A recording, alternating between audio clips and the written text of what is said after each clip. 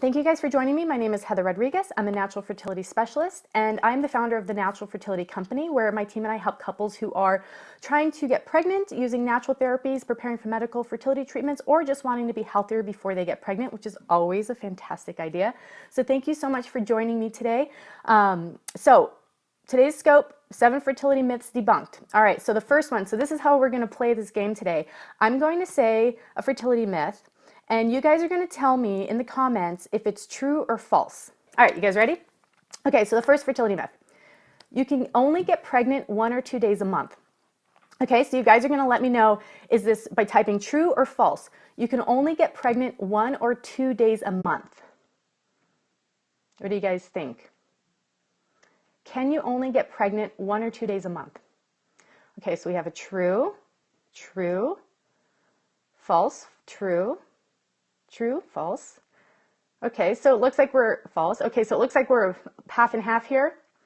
So we've got some true and some false. So the question is, can you only get pregnant 1 or 2 days a month? True, false. Okay, okay, cool. All right, so we're a mixed bag with this one. All right, so here's what's going on with that. So it's true that an egg only lives 12 to 24 hours, but sperm lives up to 5 days. So the true answer for that is false. There's actually 6 days of your cycle that you could possibly get pregnant. The reason for that is, okay, the ovum or the egg does live for 24 hours, but the sperm can live up to 5 days. And so if you have healthy cervical mucus, that is going to help to keep the sperm alive and healthy for that period of time while it's swimming to the egg. How cool is that? So in order for that to occur, baby making sex would have to happen prior to ovulation, and you'd have to have healthy cervical mucus. Who knew, right? Cool. Yeah, wow. So there's actually a 6-day period if cervical mucus is great, sperm health is great, and everything. So and that's also, if you guys have ever heard of when people are trying to have a specific type of a sex of a baby, they're using that method, whereas the boy's sperm is the faster swimmer but lives shorter, and the girl's sperm is the slower swimmer but lives longer, so you would time it based on that. I don't know too much actually about picking the sex of the baby when you're having sex, but that's a little bit I do know about that. Okay, cool. All right, you guys ready for the next one? So half of you got it. Good morning, Lorraine. How are you doing today? Okay, so the next fertility myth. You're gonna type true or false depending on what you think in the comments. Is that still true with low sperm? You know, it would not be. Well, there's one that's coming up that'll help to answer that question for you. So stay tuned for the one that's coming up, okay? Okay, number 2. True or false? Waking temperature alone can let you know when you're most fertile. So your fertility charting, you're taking your temperature. That is all you need to know. Is that all you need to know to find out when you're most fertile? Okay, so we've got a false, true, false, false, true. Okay, we're looking like a mixed group again. Negative, so that would be false. You're making this hard for me, Iowa. True, false, false. Okay, so we're mixed again. False. Okay, we're a little bit more on the false. All right, so I think we might have some fertility charters on here because that is false. You guys are correct, so that's false. The reason is that your waking temperature is important. Fertility charting is important. But when you're charting, by the time that you get either that dip or that raise on your fertility chart, that dip, you've already ovulated because it's going to be progesterone secreting that causes that raise. Okay, so that means ovulation happened yesterday. But what you do need to know is with charting and using cervical mucus tracking, so if you've charted over a month or two, you kind of know what day of your cycle you're going to ovulate. Then you can tell with your cervical mucus by what consistency it is. You want that the clear part of the egg white of a raw egg. That's going to be the most fertile. Then you can tell when you're ovulating. So you need both. Good job, guys. You're on it with the charting. I could tell by the responses to that one. Okay, ready for the next one? So the next myth, you're going to type in true or false into the comments. You can ovulate twice in the same cycle. What do you guys think? Have you heard of that before? What do you think? True or false? You can ovulate twice in the same cycle. True, true, true. All right, so far you guys think it's true. False again, false. True, true. Okay, it seems like we're maxed, or we're mixed. False, but can be true for some people. Interesting, false. So you're on the fence?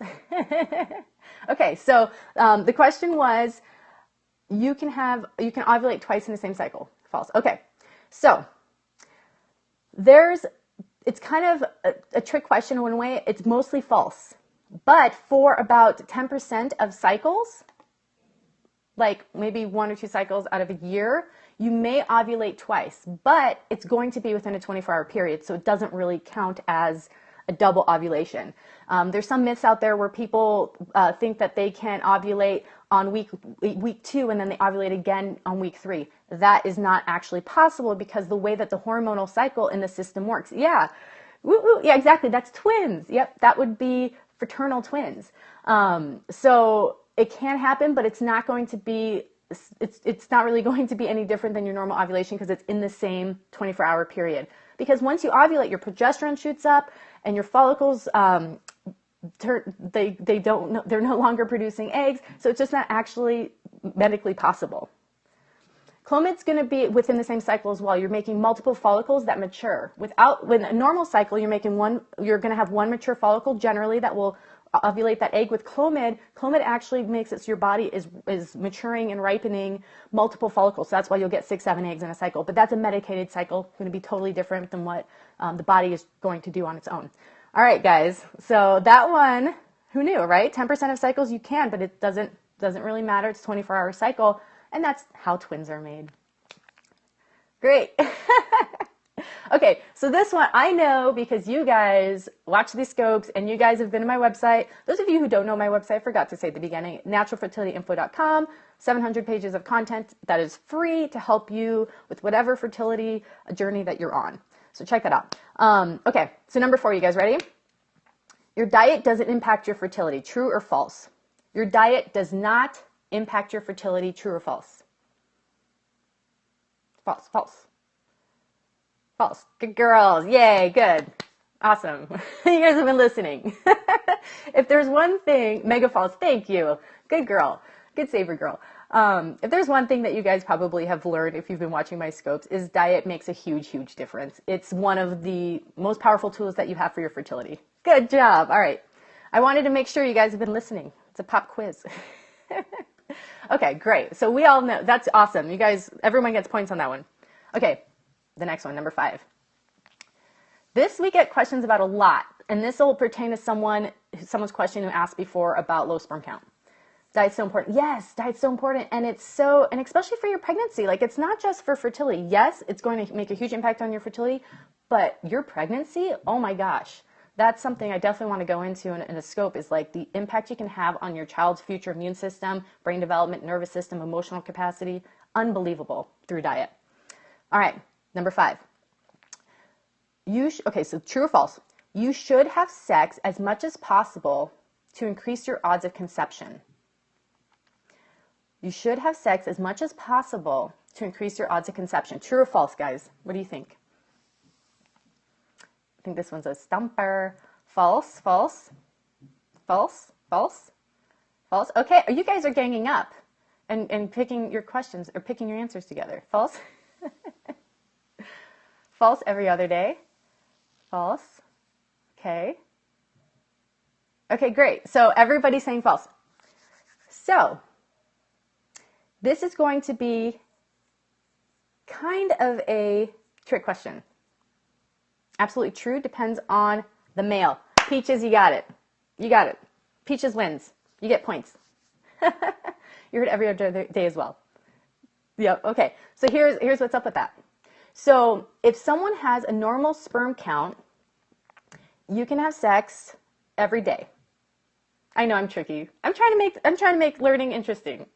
I'm a little trickster. My family can tell you I play practical jokes on people all the time. It's like, I don't know, it's my way of showing love, is being a trickster. So yes, why not have fun with this stuff, right? Okay, so if the man has normal sperm count, you can actually have sex every single day. But if there is low sperm count, you want to do every other day. The key, though, is not more than 1 time a day, because there have been studies that shown having sex more than 1 time a day during your fertile cycle actually reduces sperm count, sperm production, because of how much sperm is made, and it does have to go through a whole cycle before it's even produced. It's not made within minutes. It takes actually months for the sperm that's being used right now was beginning to be produced months ago. So every day is fine with a healthy sperm count, but not more than once a day, and with low sperm count would be every other day. You guys agree with that? What do you think about that one? I'm sure there's some mixed opinions on that one out there. So I thought that was very interesting. Not more than once a day. Sorry, honey, not more than once a day. All right. Okay, so next one. Agree, that's great. Cool. Yeah, I mean, that seems pretty logical. Okay, number 6, we've got 2 more, guys. Here's the question. If you have regular cycles, you won't have any problems getting pregnant. If you have a regular cycle of 28 days, perfect textbook, you won't have any problems getting pregnant.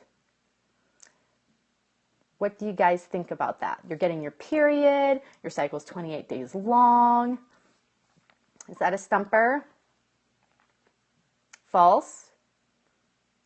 Falses? Not true, 7% possibility. False. In Ayurveda, they preach once a month. Oh, well, that's a whole nother game. That must be Kama Sutra, maybe. I don't know.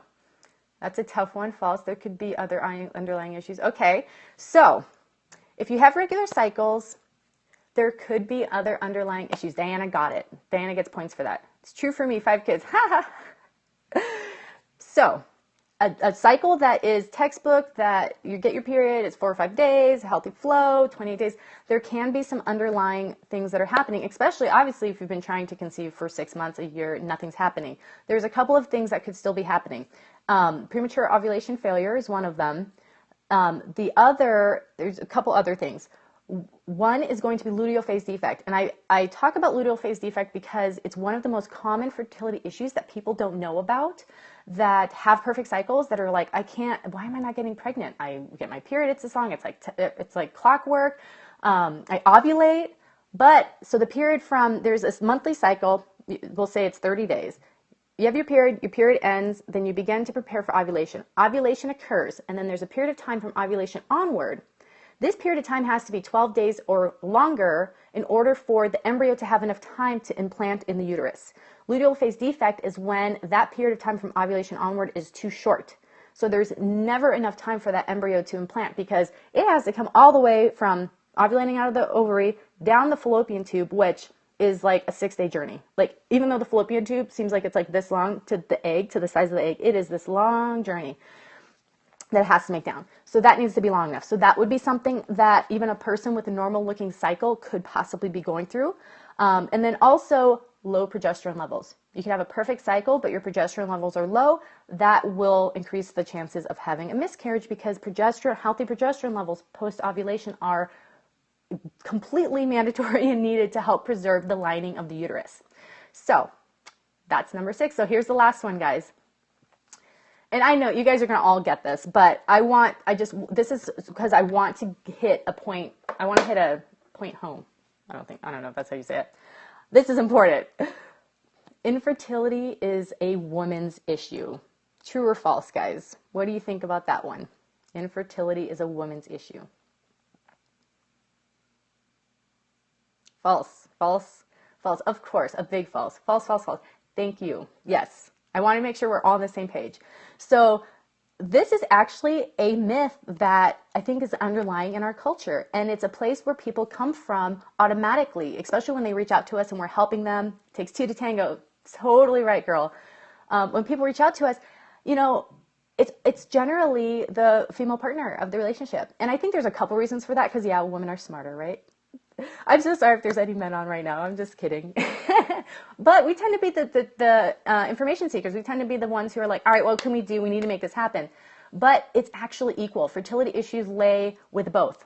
It's 40% chance it's with the woman, 40% chance it's with the man, and then that in between 20% is actually there's something going on with both. Those are the current statistics for infertility. Okay, good. Yeah, so I hope you're not offended. But it's true, right? So that's just something to consider. And it is, I talk about egg health a lot, but sperm health is just as equally important as egg health, because both of those cells are providing the DNA that will make up your child equally. You want that DNA to be as healthy as possible, to be intact, and to give that child the best future that that child can have. So, so important. Equally as important. Yes, the woman will go on and carry the pregnancy and all of that, but the ingredients in the recipe is equal and needs to be as intact and healthy as possible. So it's equal, yes. All right, so I hope you guys found that fun. I wanted to try doing a little game with you guys and see where you're at with fertility myths. Okay, guys, I gotta get going. Thank you so much for joining me today. I hope you have an awesome day, and I will be on here tomorrow.